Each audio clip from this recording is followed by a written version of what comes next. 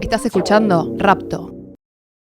Seguimos en el living de Rapto, en otra edición de este Crack Bam Boom que está cumpliendo 15 años. Seguimos aquí en el Galpón 11, el Galpón de la Música en el subsuelo, y estamos continuando nuestros envíos ahora en este día viernes con un amigo de la casa que yo pensé que había pasado por el living, pero ayer cuando lo consulté le dije, no había pasado nunca.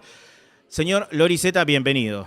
Buenas tardes, gracias por la invitación. No, había pasado a saludar nada más, pero claro. no estuve sentado acá. Quiero decir, está como una especie de distinguido porque Loris tiene nota en Rapto, playlistero de Rapto y ahora parte del living. Y ahora parte del living, o sea, creo la trifecta. Claro, ya creo que no falta ningún... Estamos en casi todas las secciones. Bienvenido, Loris, en serio. Gracias por la invitación nuevamente. Es un placer siempre. Estuve anoche leyendo las nuevas entregas de Diary is Unbreakable, o sea, el diario es irrompible, es imparable también diría yo. Estamos en el número 3 y el 4. Exactamente, saqué ahora para la Crack el número 3 y 4 de un saque los dos. Y bueno, vamos a ver qué para futuro. Lo recomiendo, ya el año pasado lo había recomendado. De hecho, el año pasado con los primeros números también me quedó una sensación que creo que te lo dije o a lo mejor lo pensé, de que me gusta mucho el ejercicio de... que es un ejercicio... Mira, lo pienso de esta manera. Alguna vez Pedro Saborido, viste, en un taller al que fui a cubrir, no fui a hacer el taller, pero fui a cubrir un día con él. Él hablaba justamente de, che, loco, el talento no existe. El talento es solamente para unos benditos como Jimi Hendrix. Estoy muy de acuerdo. Lionel Messi. Y después el resto es ponerte el culo en la silla a laburar oficio. Y veía, además de, obviamente que vos tenés varios libros ya de por sí, de que son diarios, pero... En esta entrega de Diary is Unbreakable, lo que veo es este ejercicio constante hasta que de odiarse a uno mismo como, che, loco, algo tiene que salir. Y me encuentro con eso y lo sigo disfrutando. Bueno, muchas gracias.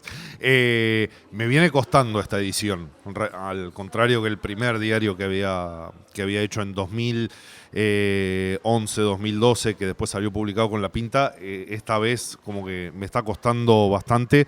Creo que tiene más que ver con la coyuntura y la realidad y coso, que se hace difícil no hablar todos los días de cómo todo se va rompiendo cada vez más. Y bueno, uno trata de encontrarle la vuelta y ver qué vuelta de rosca le puede encontrar a eso, ¿no? Ahora también hay algo muy catártico. A mí, cuando ayer lo leía el libro, también me conmovía un poco porque decís, el contexto es... No se puede escapar y de hecho es un contexto tan de mierda que tampoco podés avisorar la luz, ¿no? Sí, no. Que está por venir en algún momento. Ahora al mismo tiempo lo encuentro muy catártico porque encontrás mucho refugio en lo que tiene que ver con tu familia, en tu hija, en la paternidad, en la amistad y obviamente también en la historieta. Totalmente, sí. Y la pregunta aquí sería... ¿por qué cuesta tanto llevarlo adelante sabiendo también de que inconscientemente, de que al final lo necesito? O sea, es como que... medio psicoanalista lo que te pregunté. Sí. Perdón que te la cagué, te la rebajé. No. A ver, me parece que pasa... A ver, a mí me pasa como autor que a la hora de sentarme a hacerlo... como que pienso las cosas que pasaron en el día o de qué cosa hablar y tal, y me encuentro, hoy estuve todo el día pensando en cómo, o tuve todo el día la cabeza en que, sí. No sé, Karina se robó el 3%, y de que... ya nos olvidamos de eso. De que es 4 temporadas atrás ya. Sí. O de cómo todo está cada vez más roto, o de que cada vez cuesta más llegar a fin de mes y todos estamos sin un mango y el panorama es como cada vez más oscuro y tal, y como que tengo como un conflicto importante con hablar solo de eso o hablar de una cosa que nada que ver, de que, qué sé yo, mi hija hace chistes de pelados y de que su papi no tiene pelo, entonces es como que me está costando encontrar el balance entre eso. Estoy tratando de encontrarle la vuelta, pero bueno, hay una tensión en eso, en el ir haciéndolo, que estoy tratando de resolver.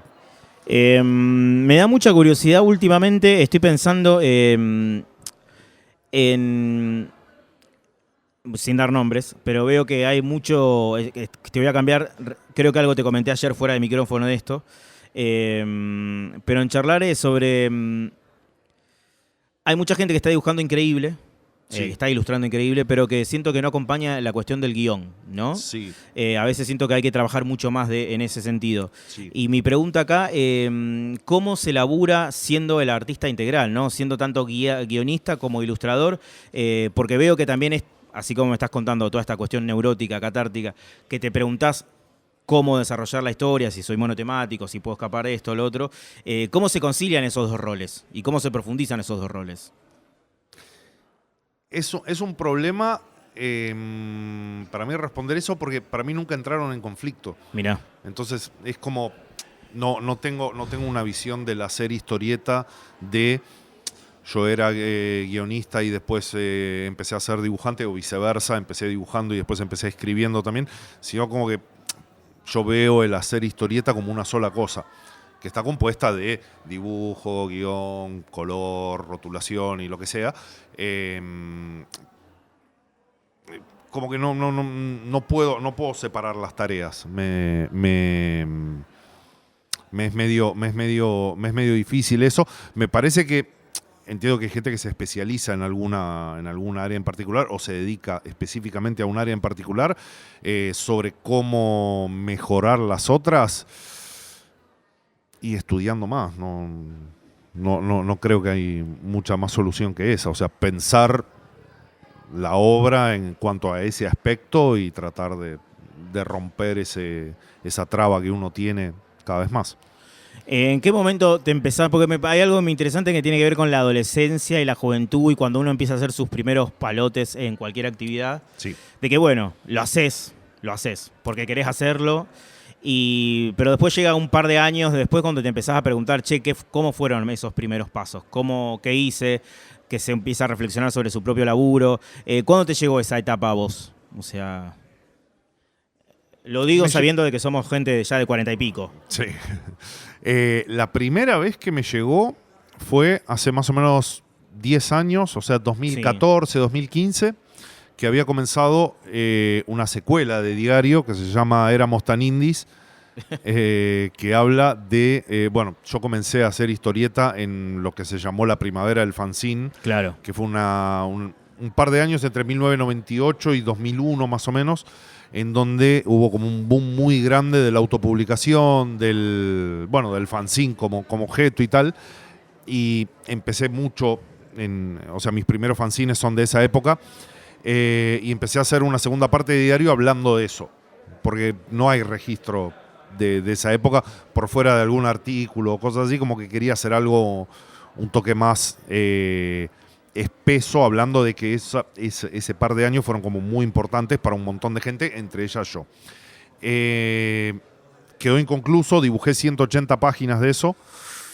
Hay Un montón, un amigo. montón, y eran casi 300. Y ahora la estoy reescribiendo. O sea, estoy reescribiéndola y en algún momento la voy a terminar, pero... O sea que estás tirando no sé si primicia, pero bueno, o sea, sí, en un punto. Sí, a medias. Sí, O sea, estoy trabajando en eso. O sea, estás trabajando desde el archivo, desde la bóveda. Exactamente. Mirá qué loco. Exactamente. Y después, ahora, 10 años después, me pasa que vuelvo a pensar en esos primeros pasos y demás, y la mirada que tengo, la óptica que tengo sobre eso es, no sé, distinta, más ácida, más dura, pero también más amable con algunas cosas. Hablaste de una etapa, bien dijiste, ¿no? De oro. Y también en una época, en un momento muy complejo de la Argentina. También, en un contexto muy complejo de aquellos. Sí. Igual que ahora. Lo loco también de que, mirando hacia atrás, la mayoría de la gente que salió, que surgieron de esos nombres, que salieron de esa movida, sigue haciendo cosas. Sigue activando, sigue escribiendo, dibujando, tiene su sello tal vez. Entonces como que está bueno porque esa energía no se perdió. No, totalmente. Sí, muchos nombres grandes del hoy, así a bocajarro, Salvador Sanz, Sole Otero vino un poquito después. Se me fue. Bueno, Salvador Sanz, Diego Grimbau, Ángel Mosquito, Javier Robela, que ahora hace más historieta historieta infantil. Las primeras cosas de Liniers son de esa época. Muchos nombres de la historieta argentina actual salieron de esa generación. Ya para ir concluyendo, Loris, ¿qué te atrae de seguir viniendo? Hay algo muy interesante del número 3, si no me equivoco, de tu Dire Days Unbreakable. Que bueno, en un momento estás muy en una nube, atravesando una nube y como que, venir a Crack Bang Boom un poco te rescata.